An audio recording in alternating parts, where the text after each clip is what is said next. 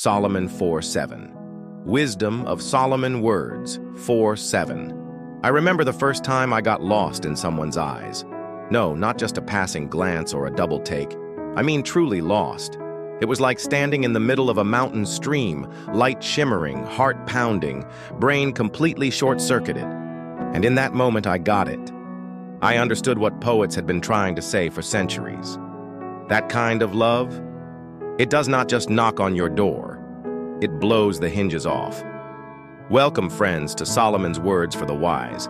And today we are diving into one of the most passionate, poetic, and powerful pieces of scripture you probably never heard read out loud without blushing. Solomon 4:7. The wisdom of Solomon and the mystery of divine romance. But hold up.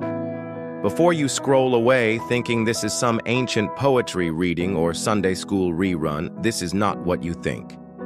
This is a journey. And trust me, if you've ever been in love, longed for connection, or felt overlooked, you need to stick around. Because Solomon 4:7 is not just about romantic flattery, it is about something deeper, a truth hidden in metaphor, a lesson wearing lipstick and perfume. So if your heart has ever whispered, "Am I really lovable as I am?" This one is for you.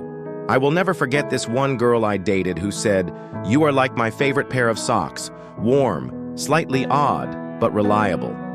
And I thought, wait, was that an insult or a compliment? Turns out it was both, and it stuck, just like Solomon's metaphors. In chapter 4, Solomon goes all in. He says, "Your hair is like a flock of goats." Goats? Really? That would get you slapped today. But in his world, that was a compliment of the highest order. Gilead's goats were sleek, black, graceful, like silk rippling down a mountain. What sounds bizarre to us was bold, poetic admiration back then. He did not just see her, he studied her. And more than that, he valued her, not as a possession, but as a divine wonder. Your eyes are like doves, your neck like the Tower of David, your lips like scarlet thread. Now we might not go around comparing our date's teeth to freshly shorn sheep, but Solomon's words do something powerful. They notice. And when we feel truly seen, flaws and all, something happens inside us. We soften, we shine. We live in a world with filters, surgeries, makeup hacks, and comparison overload. But Solomon, this ancient king, dripping in gold and wisdom, says this: "You are altogether beautiful, my love. There is no flaw in you. And here is the kicker." That was not based on Instagram angles or lighting. That was soul-level seeing. This is wisdom for every one of us who has stood in the mirror, poking at our stomach, straightening our nose, criticizing the skin we are in. What if beauty is not about perfection, but about presence? What if being loved, truly, deeply, spiritually, starts when we show up just as we are? No edits, no apologies. This is where Solomon 4:7 flips the script. It is not just about admiring someone else. It is an invitation to see ourselves with sacred eyes. Now, let us talk gardens. Solomon calls his beloved a locked garden, a sealed fountain. If you are raising your eyebrows, you are not wrong. There are some spicy undertones here. But beneath the steam, there is something sacred. The locked garden was a symbol of value, purity, and protection. It was not about shame, it was about sacredness, about love being more than access. It is about being worthy of patience, of pursuit, of trust. And guess what? That applies to us too. You are not too much. You are not too late. You are not a problem to fix. You are a garden, wild, worthy, overflowing. In a world where hookups are casual and ghosting is the norm, Solomon reminds us that real love is slow, poetic, patient, and profoundly worth it. Ah yes, verse 8. "Come with me from the dens of lions and mountains of leopards." At first glance, it sounds like a weird safari date, but stick with me. The lions and leopards, those are the wild, dangerous places.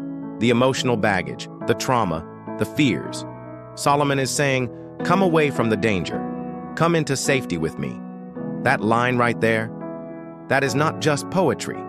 That is the blueprint for emotional safety in relationships. We all have our mountains of fear, but real connection, real love, invites us off the cliff and into the garden, into peace, into vulnerability without threat. By now, you probably see Solomon was not just a guy with a poetic streak. He was a master class in sacred connection. He teaches us that love speaks up. It does not stay silent with admiration. Love sees beyond flaws and celebrates the whole being. Love is a garden, not a battlefield. Love invites us away from danger and into safety. Love is worth slowing down for. Whether you are single, dating, healing from heartbreak, or married for decades, Solomon 4:7 holds timeless wisdom, not about pickup lines or perfect dates, but about learning to see others and ourselves with holy wonder. So, why should we care today? Because most of us are walking around starved for this kind of seeing. For someone to say, you are altogether beautiful, there is no flaw in you.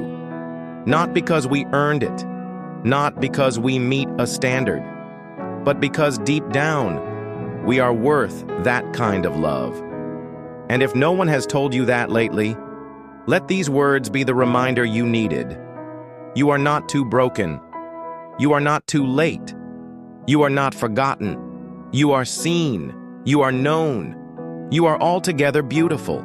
So if this stirred something in your heart, if you felt seen, felt curious, or just enjoyed this poetic journey, do me a favor, hit that like button to show some love. Drop a comment below. What line from Solomon's chapter hit you the hardest? Subscribe to Solomon's Words for the Wise and tap that bell so you never miss a moment of beauty and truth.